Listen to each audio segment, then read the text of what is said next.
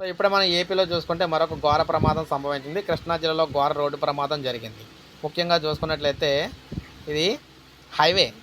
హైవేపై lorry, container ఢీకొట్టుకున్నాయి. Lorry Krishna జిల్లా బంటుమిల్లి వైపు, కంటైనర్ పుదుచ్చేరి నుంచి భీమవరం వైపు వెళ్తూ ఉండగా ప్రమాదం చోటు చేసుకుంది. ఈ ఘటనలో 6గురు అయితే చనిపోయారు. మృతుల్లో ఇరు వాహనాల డ్రైవర్లతో పాటు మరో 4గురు అయితే చనిపోయారు. సంఘటనా స్థలంలోనే 5గురు చనిపోగా ఆసుపత్రికి తరలిస్తుండగా మరొకరు అయితే చనిపోయారనమాట.